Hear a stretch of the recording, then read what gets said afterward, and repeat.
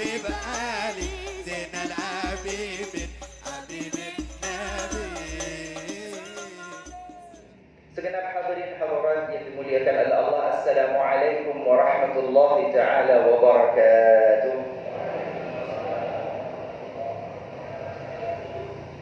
Sebentar, ini kok kayaknya agak tegang ya. Saya ingin dijawab salam saya dengan senyum yang tersungging di bibir, dengan wajah yang cerah bahagia menyambut kedatangan bulan Ramadan. Ini bulan Ramadan senang kan? Senang atau terbebani? Senang. Oh, kalau senang saya ingin ada senyum dan rona bahagia di wajah sambil jawab salam. Assalamualaikum warahmatullahi wabarakatuh.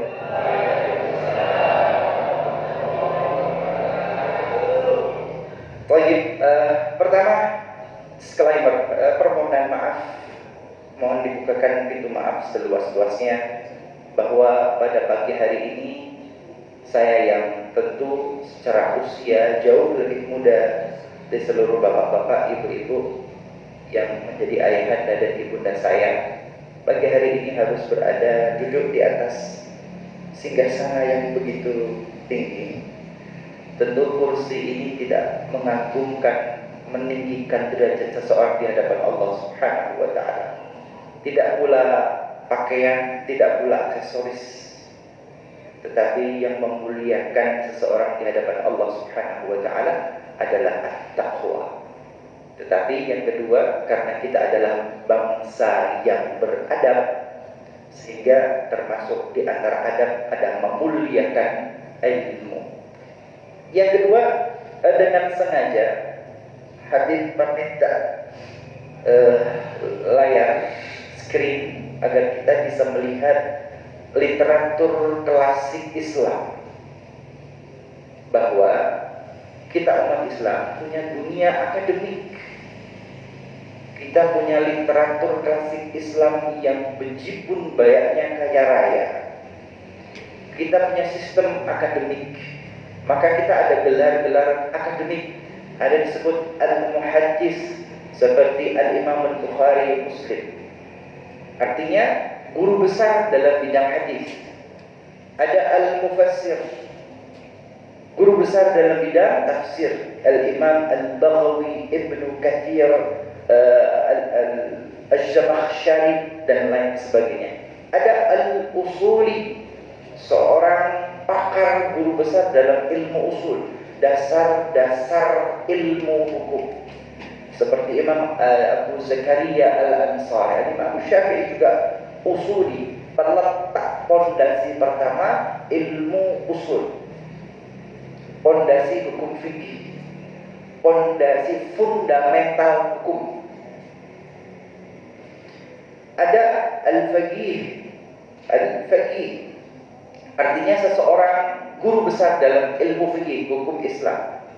Ada apa lagi? Al-imam, sebutannya al-imam, artinya seorang guru besar dalam beberapa lintas disiplin ilmu yang berbeda. Al-mujtahid, dia seorang yang mampu melahirkan madhab karena menguasai berbagai bidang ilmu. Ada qadil qudah, qadil qudah, ada al-qadhi, artinya dia seorang alim besar tapi juga menjabat sebagai seorang qadhi, seorang hakim. Ada qadil qudah, hakim agung.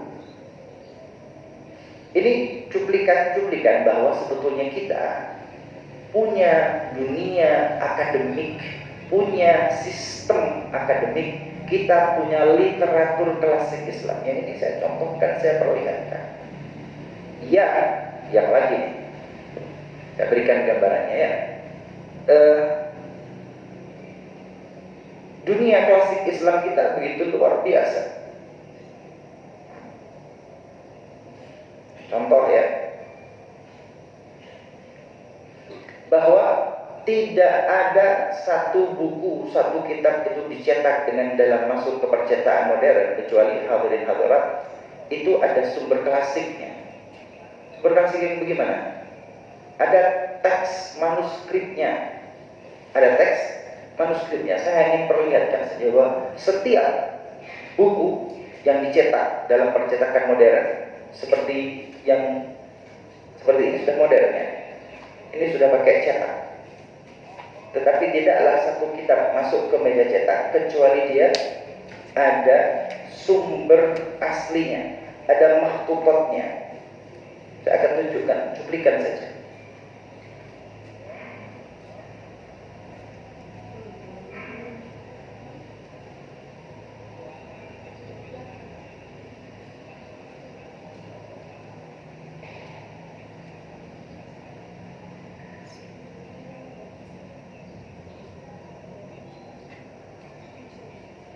Masya Allah.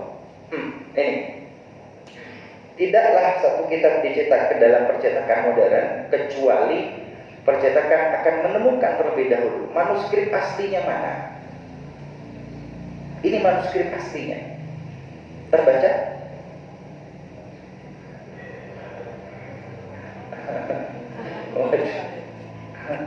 Ini salah satu naskah. Dan kemudian tidak satu naskah, pasti ada naskah lain. Jadi satu kitab itu ada 1, 2, 3, 4, 5 naskah yang ditulis dengan tulis tanda tangan, kemudian dicocokkan untuk kemudian masuk ke meja cetak. Mohon maaf, dunia akademik selain Islam apa begini? Jangankan Al-Quran ya, kitab saja itu harus ada tulisan tangannya. Kita belum ngomong Quran, kita belum ngomong hadis.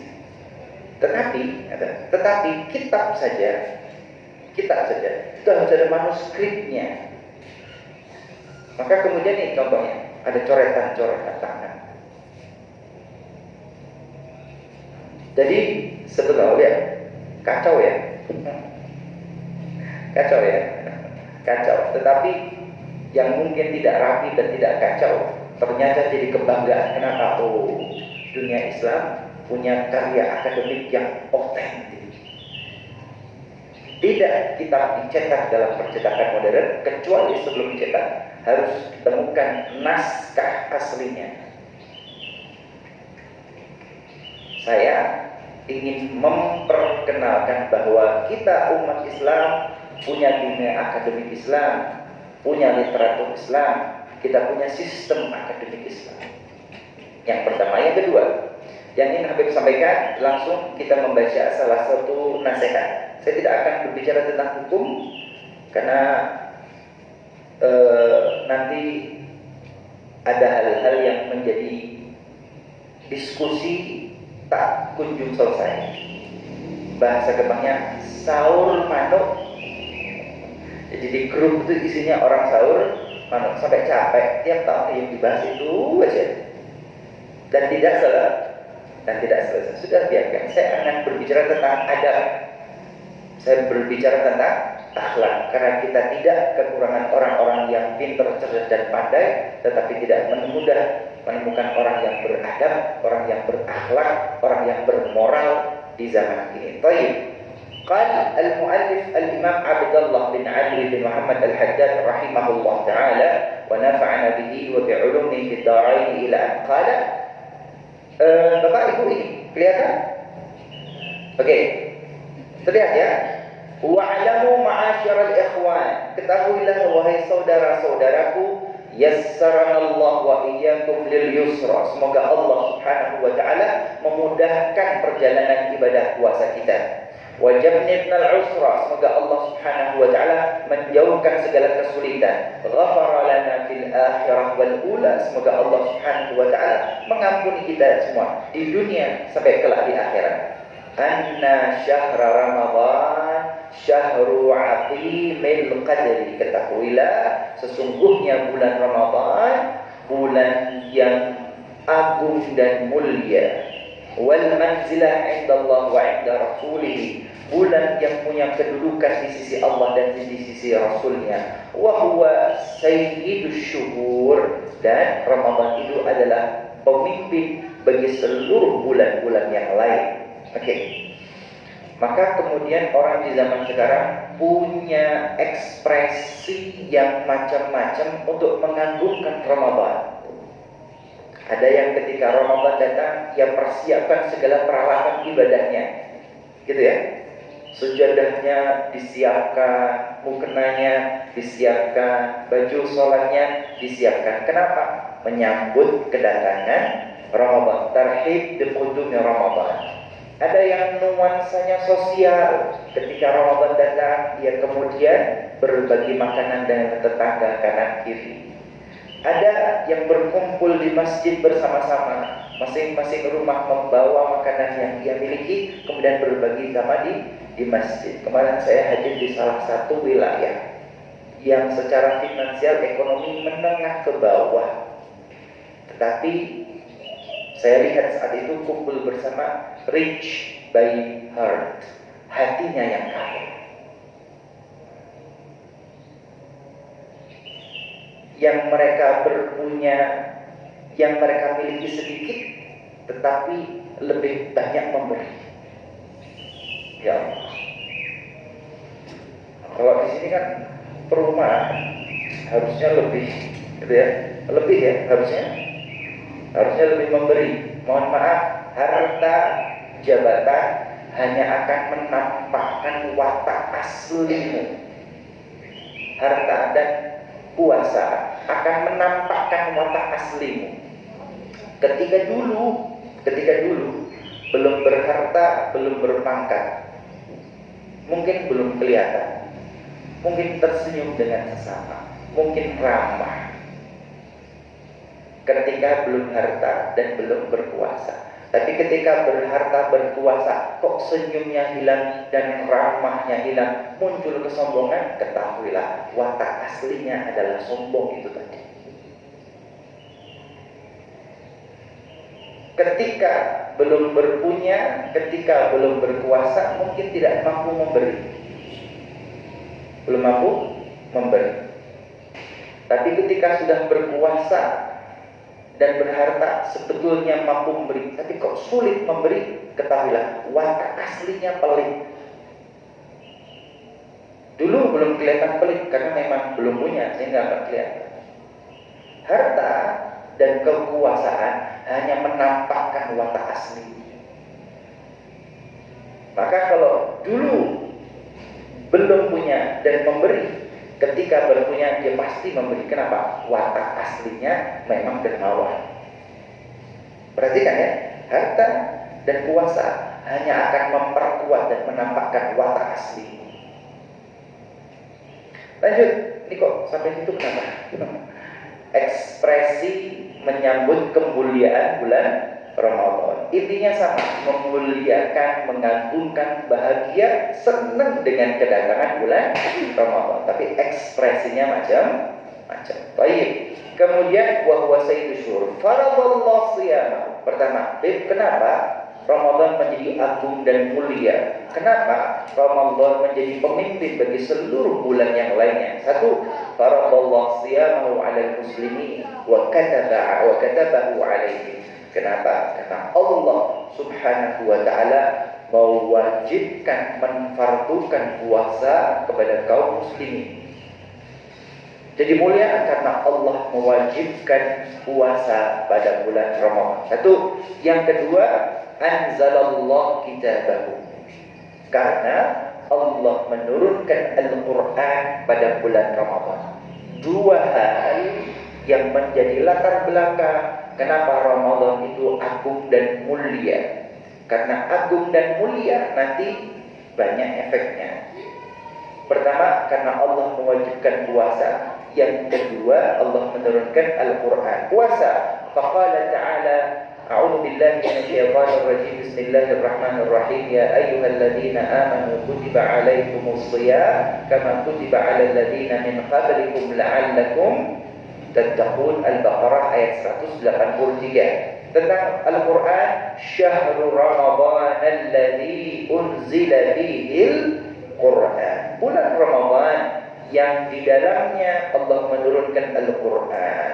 Hudan linnas, petunjuk, hidayah, navigasi perjalanan dunia bagi seluruh manusia. wa bayyinatin minal huda wal furqan, sebagai pembeda, sebagai penjelas. Baik, dua hal ya, karena puasa, karena Al-Qur'an. Kenapa dengan puasa? Kenapa dengan puasa? Al-Imam Al-Ghazali rahimahullah ta'ala beliau mengatakan terbaca ini ya, ja'ala as-sawma hisnan li awliyaihi wa junnah. Karena Allah subhanahu wa ta'ala menjadikan puasa sebagai benteng pelindung bagi manusia pilihan.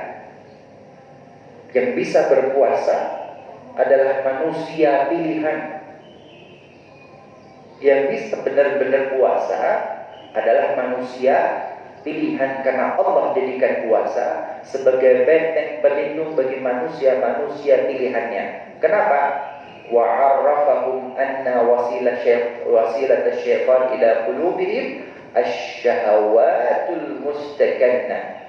Karena Allah memberikan pemahaman kepada orang-orang pilihannya, wasilah syaitan ila qulubihim, wasilah jalan masuk syaitan ke dalam hati manusia, asy-syahawatul mustakinnah, syahwat, hawa nafsu yang sudah menguasai hati. Puasa itu judulnya menahan diri. As-shaumu lughatan al-imsak. Puasa itu menahan diri, al-imsak. Kalau tidak bisa menahan diri, itulah pintu masuk syaitan masuk ke dalam hati manusia. Kenapa ada terjadi ketidakjujuran secara finansial? Apakah gajinya kurang? Apa gajinya kurang? Gajinya kurang nggak sih? Gajinya kurang nggak? Gajinya kurang apa enggak? Gaji tidak kurang. Apa fasilitas kurang? Apakah fasilitas kurang? Fasilitas tidak kurang. Kenapa masih ada ketidakjujuran finansial? Karena tidak bisa menjaga hawa nafsunya. Padahal dunia itu seperti minum air laut. Semakin banyak kau minum air laut, semakin haus. Apakah dipikir kalau sudah semakin banyak akan semakin merasa cukup? Semakin berpunya akan semakin berpunya, semakin hitung-hitung atau semakin berpunya semakin berhitung atau enggak?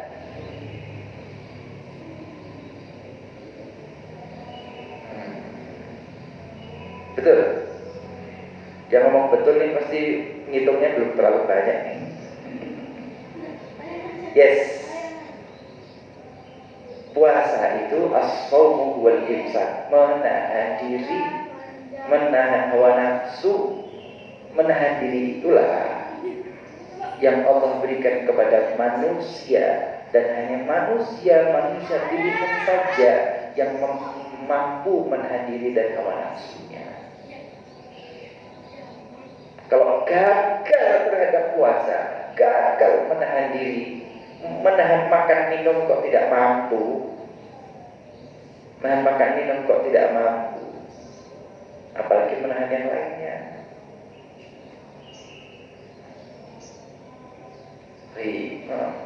Ternyata pintu masuk syaitan adalah syahwat, keinginan yang selalu dituruti, menahan diri. Oleh sebab itu Amirul Mukminin Umar bin Khattab pernah berjumpa dengan salah seorang sahabat. Ditanya, kemana engkau pergi? Ke pasar oleh Amirul Mukminin. Ke pasar ada apa? Ada keperluan ini. Keesokan harinya, kemana engkau pergi? Ke pasar oleh Amirul Mukminin. Ada apa lagi? Ada keperluan ini. Hari ketiga berjumpa lagi. Kemana engkau pergi? Ke pasar. Apa yang kau perlukan? Inilah Amirul Mukminin. 3 hari berturut-turut Amirul Mukminin Umar bin Khattab bertemu dengan orang yang sama yang selalu pergi ke pasar memenuhi kebutuhan dan keinginannya. Maka Umar bin Khattab mengatakan, "Awa kullama ishtahaita bi syai'in ishtaraita?" Apa segala sesuatu yang kau ingini harus kau penuhi? Apakah setiap engkau kepingin, awa kullama ishtahaita ishtaraita? Apa setiap engkau kepingin sesuatu harus kau penuhi? Bu, ini kaum perempuan ini. Apa setiap kepingin harus dipenuhi? Ini tentang menjaga diri. Ini tentang menjaga diri. Kenapa pintu masuk? Selama ini kita ingin memenuhi kebutuhan hidup, menyambung hidup, atau gaya hidup. Bisa bedakan nggak? Kebutuhan hidup itu keperluan menyambung hidup. Kalau gaya hidup,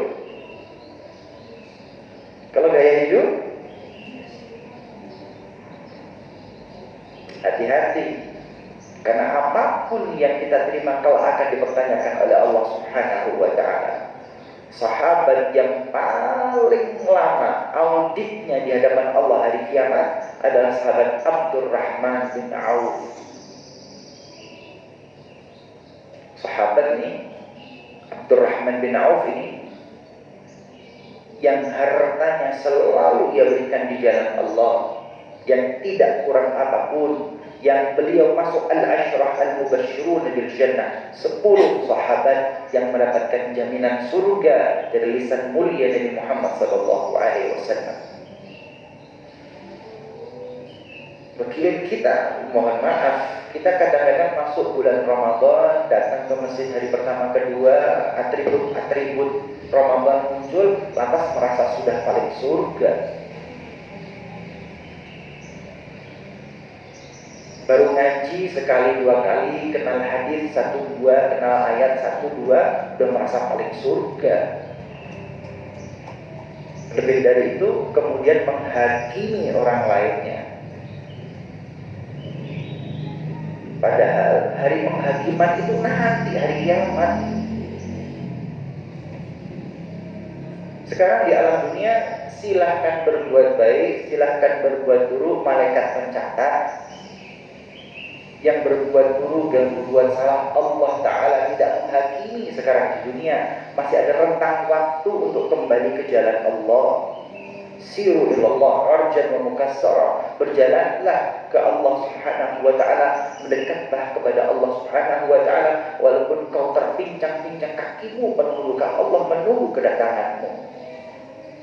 Yang ditunggu oleh Allah Ta'ala mereka yang terluka kakinya, mereka yang terpincang-pincang menuju ke jalan Allah. Allah menunggu selama hidup masih ada hayat di kandung badan.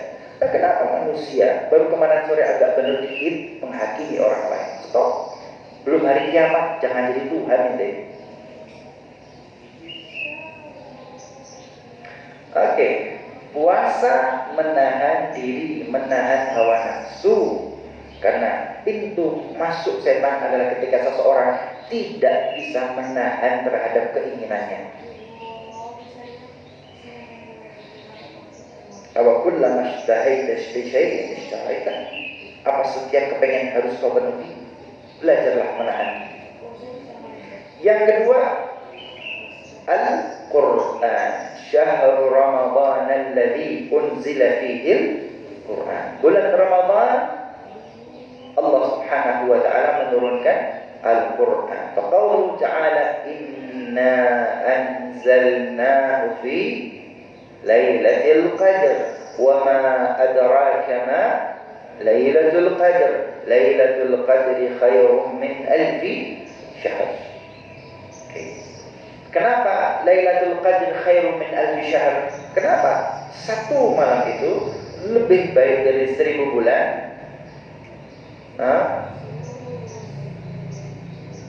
Karena malam itu Allah Subhanahu wa ta'ala anzal al-Qur'an fi Ramadan. Wa anzalahu fi lailatul qadr minhu bil khusus. Bulan Ramadan, bulan diturunkan Al-Quran. Dari seluruh Ramadan itu Allah spesifik lagi, Allah khususkan pada malam Lailatul Qadar. Wa hadzal inzalu min al-lawhil mahfuz ila baitil izzah min as-sama'id dunya. Allah Subhanahu wa ta'ala menil mahfuz dari Lauhil Mahfuz ila baitil izzah, ke baitul izzah min as-sama'id dunya. Aduh, ini tempat-tempat yang gaib ya, tempat-tempat yang kita tidak tahu. ثم نزل جملة واحدة من اللوح إلى البيت العزة ونزل بجبريل بأمر الله على رسوله عليه السلام مفرقا في نحو 23 سنة. Pertama, dari Lauhil Mahfuz Allah turunkan Al-Quran secara utuh sempurna ke Baitul Izzah fis sama'id dunya. Kemudian dari Baitul Izzah fis sama'id dunya kepada Nabi Muhammad sallallahu alaihi wasallam selama 23 tahun secara bukan secara langsung, secara bertahap. Quran itu dari Baitul Izzah fis sama'id dunya kepada Nabi Muhammad sallallahu alaihi wasallam secara bertahap.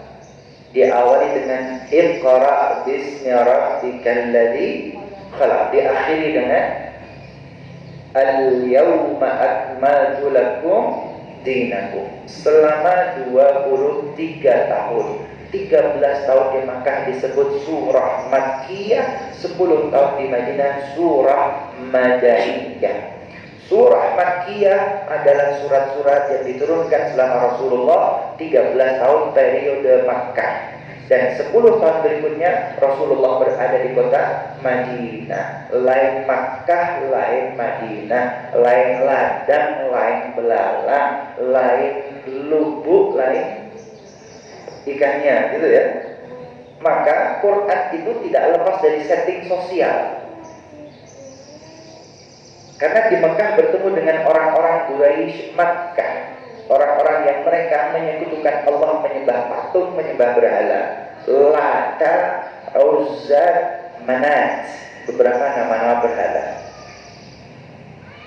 Maka ketika di Mekah, contoh, Allah menurunkan li'ila fi Quraisy, terbiasa bagi orang-orang Quraisy, kaum Quraisy Makkah, ila fihim rihlat asy-syita'i was-sayf, mereka terbiasa melakukan perjalanan pada musim panas dan musim dingin. Kenapa? Perjalanan dagang, kafilah perniagaan, melakukan trade, international trade, perdagangan internasional dari Makkah ke negeri Yaman, dari Makkah ke negeri Syam. Siapa pencetus pertamanya? Kakek buyut Rasulullah Hashim, Nabi Muhammad bin Abdullah bin Abdul Muttalib bin Hashim. Hashim adalah orang yang pertama kali mencetuskan perjalanan perdagangan internasional lintas wilayah. Beliau pencetus pertama, beliau yang mengajak para investor pemodal berjalan bersama-sama. Pergi ke negeri Syam, memberi barang-barang komoditas yang ada di negeri Syam, kembali ke Makkah, dijual. Kemudian pergi ke Yaman, beli barang-barang komoditas yang ada di Yaman, balik ke Makkah, ke Madinah, dijual. Ketika sukses menjadi importir, maka kemudian Hashim berjanji siapapun yang pergi ke kota Makkah menjadi tamu Allah untuk haji, untuk umrah selama di Makkah, akomodasi ditanggung oleh Hashim. Hashim sang saudagar kaya raya yang sukses, beliau sendiri yang turun tangan, beliau membagikan akomodasi untuk tamu-tamu Allah. Itu kakek buyut Rasulullah Hashim. Di Makkah turun, alam tara kaifa fa'ala rabbuka bi ashabil, raja negeri Yaman membuat kalau bahasa sekarang replika Ka'bah. Raja Abraha ingin membuat replika Ka'bah, menyaingi Ka'bah, ingin menjadikan bangunan yang menjadikan orang-orang Jazirah Arab gak perlu pergi ke Makkah, pergi ke Yaman saja, ibu kota kerajaan. Tapi ternyata gak populer. Abraham tersinggung, proyeknya nggak diterima, maka ia kerahkan pasukan terkuatnya, pasukan gajah dari negeri Yaman, berangkat ke kota Makkah ingin menghancurkan Ka'bah. Maka kemudian Abraham mengepung kota Makkah. Yang keluar menghadapi Abraham adalah kakek Rasulullah, Abdul Muttalib. Abdul Muttalib diplomatis mengatakan, kembalikan hewan-hewan ternak yang dirampas oleh pasukanmu. Abraham mengatakan, wahai Abdul Muttalib, apakah kau pemimpin A'adda Sayyidal Qaum? Ataukah pemimpin Makkah? Wala na'am, saya pemimpin orang-orang Makkah. Aku datang menghancurkan Ka'bahmu, kau datang kepadaku menuntut meminta hewan-hewan ternak. Lebih penting Ka'bah rumah Tuhanmu atau kambing milikmu? Abdul Muttalib mengatakan, kalau hewan-hewan ternak milik penduduk Makkah dan penduduk Makkah menjadi tanggung jawabku, adapun Baitullah Ka'bah adalah rumah Allah, biar Allah yang menjaga sendiri rumahnya. Hewan ternak dikembalikan. Abdul Muttalib memerintahkan seluruh penduduk Makkah evakuasi, kosongkan kota Makkah. Ketika Makkah sudah kosong, maka Abraham perintahkan pasukannya, tuangkan khamr, perintahkan bidu wanita menyanyi bergembira, kita pesta kemenangan sebelum berperang. Itulah kata alam naj'al kaidahum fi tadlil. Bukankah kami Allah Ta'ala menjadikan strategi perang mereka, yaitu merayakan kemenangan sebelum berperang, agar didengar Raja Najasyi Ethiopia, didengar Raja Mesir, didengar Raja Romawi, didengar Raja Persia, bahwa Abraha Raja Yaman pesta kemenangan sebelum berperang. Fa'arsala alaihim tayran, Allah mengirimkan serangan udara dari pasukan burung ababil tarmihim bihijar, yang menyerang mereka dengan bebatuan min sijil, min sijil dari neraka sijil. Ibu bapak hadirin hadirat, al-Imam al-Baghawi dalam tafsirnya menyebutkan min sijilin mandud. Kerikil itu bahan baku dasarnya adalah dari apa sih katanya, kalau saya sebutkan ya, tanahnya neraka. Jadi neraka itu seperti apa yang ada dalam perut bumi, magma yang akan keluar ke gunung menjadi lava, gitu ya. Nah, hijarah min sijil itu bebatuan yang asalnya terbuat dari magma lava neraka. Bagian terluarnya sudah mengeras tapi panas, tetapi inti dalamnya masih cair menyala seperti lava. Jadi ketika burung ababil melemparkan hijarah bebatuan min sijil itu menimpa pasukan Abraha yang berbaju besi, yang berzirah besi, yang berhelm besi, maka karena bagian luar kerikil itu keras, maka dia akan tetap mengenai dan menembus baju besi itu. Tapi ketika sudah masuk ke dalam tubuh, dia akan mempecah dan lavanya mengalir di dalam.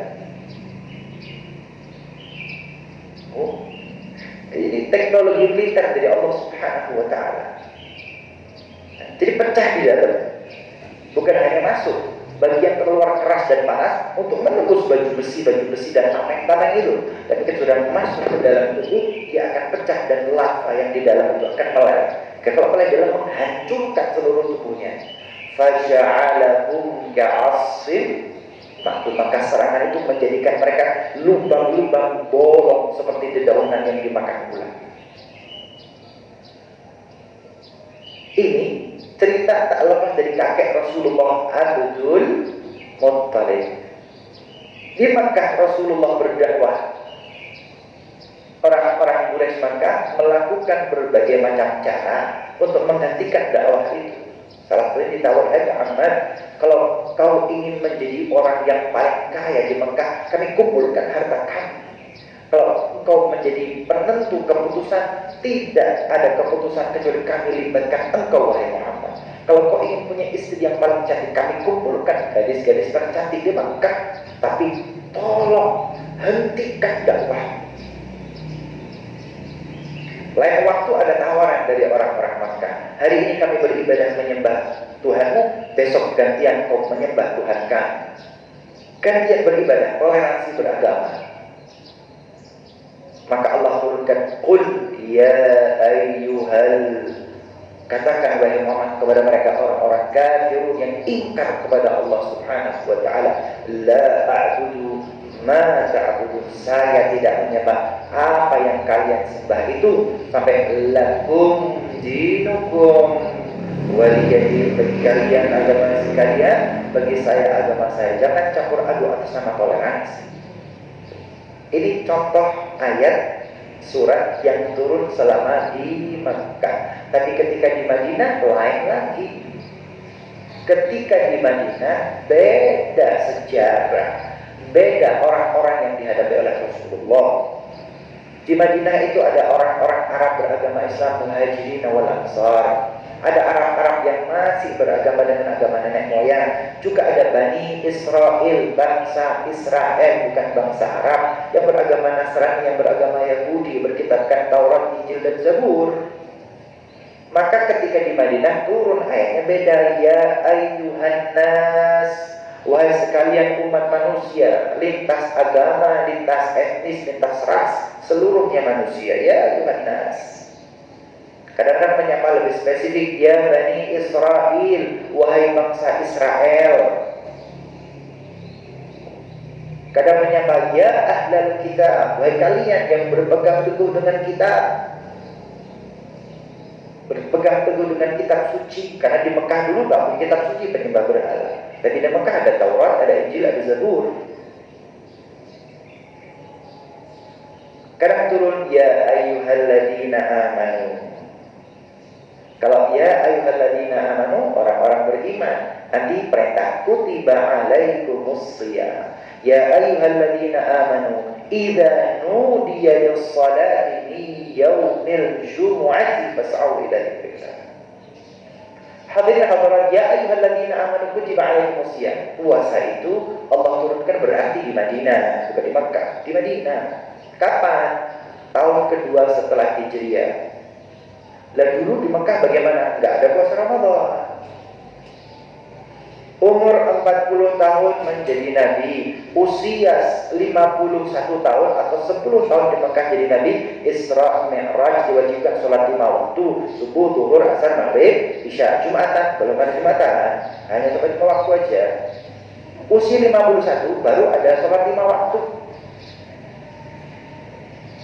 Kemudian di Mekah 3 tahun, sholat 5 waktu 3 tahun di Mekah, hijrah ke kota Madinah. Masuk ke kota Madinah baru turun, ya ayyuhalladzina amanu idza nudiya lis-salati min yaumil jumu'ah. Jumatan itu di Madinah ketika usia beliau 54 tahun. 14 tahun setelah jadi nabi baru ada Jumatan. 2 tahun di Madinah baru kutiba alaikumus shiyam, puasa Ramadan usia 56 tahun. Kenapa, Bib? Proses beragama itu proses panjang.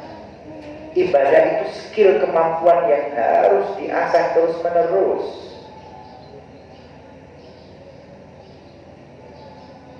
Puasa kan? Oh, zakat belum, haji juga belum. Kapan Rasulullah haji? Nanti usia 62 tahun.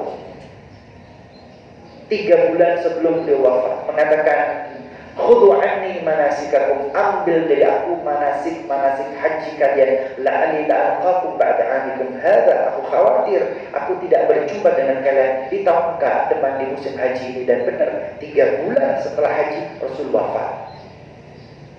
Dan sebelum itu bagaimana? Enggak ada manasik haji versi Rasul sallallahu alaihi wasallam.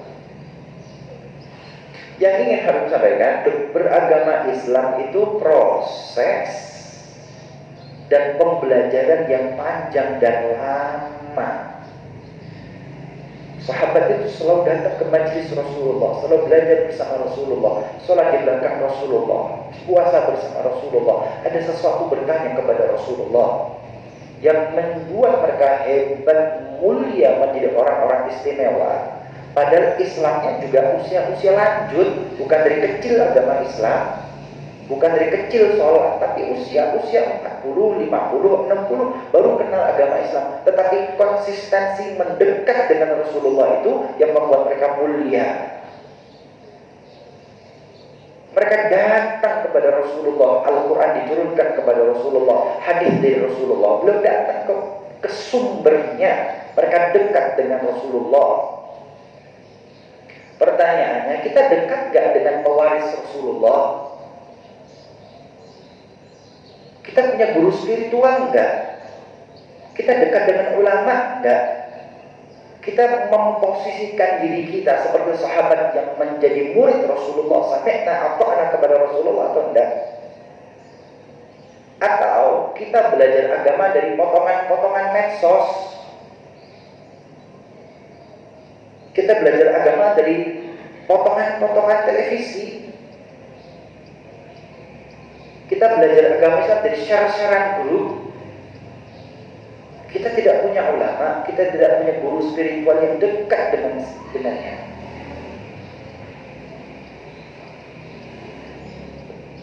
Serendah itukah kualitas ilmu dalam Islam hingga kita mengambil ilmu agama kita dari share-sharean, dari medsos? Padahal disertasi, apalagi kan? Padahal dalam dunia akademik dunia aja ada aturannya. Loh, serendah itukah dunia akademik Islam? Kok kita ngambil ilmu agama kita dari potongan-potongan seperti itu, tanpa punya dalam tanda kutip ya, nggak punya dosen atau ahli, tidak punya pembimbing skripsi, tidak punya guru spiritual. Loh, serendah itukah keilmuan Islam kita? Padahal ibadah itu berdasar dari ilmu. Kalau ilmunya nggak bermutu, ibadah kita nggak bermutu. Tapi kita sedang tertipu oleh setan, merasa baik, merasa benar, merasa selamat. Padahal kalau kita cerita para ulama, kita dengan para sahabat Umar, Utsman, Ali, mereka yang ilmunya luar biasa, dekat dengan Allah, dekat dengan Rasulnya, justru semakin sering menangis, merasa kekurangan, merasa jelek, merasa buruk, semakin nunduk, semakin merendah, seperti padi, semakin berisi, semakin nunduk.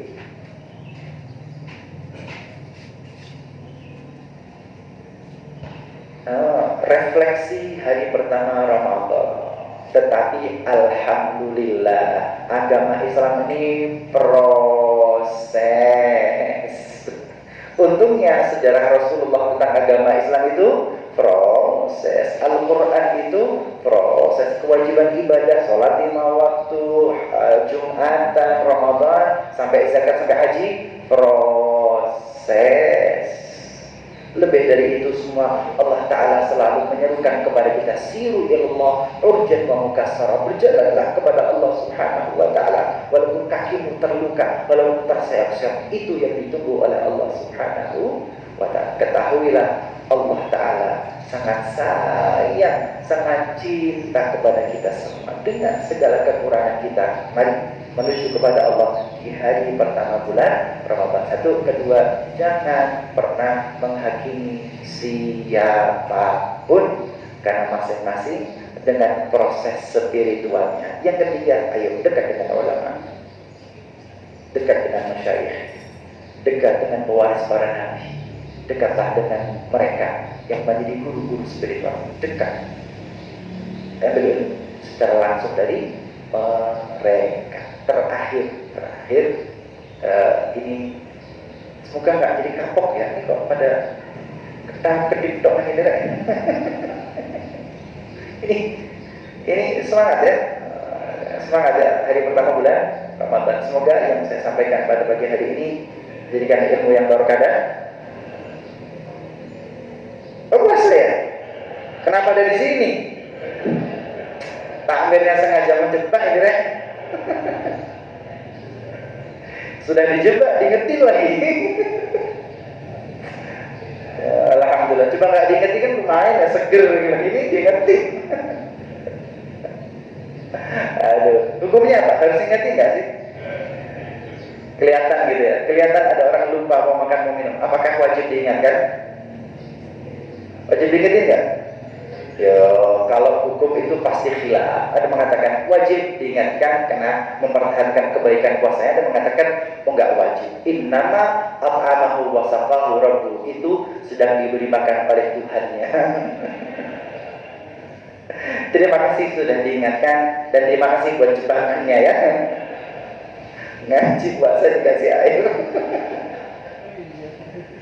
Oke, kurang lebihnya kami mohon maaf ya, segala kekurangan, kekhilafan, mohon maaf. Ada kekurangan, kekhilafan dari saya diri pribadi, kesempurnaan, kebenaran hanya dari Allah Subhanahu al-haqqu min rabbika. Kurang lebihnya mohon maaf. Saya Taufik Muhammad Barakah. Wassalamualaikum warahmatullahi wabarakatuh.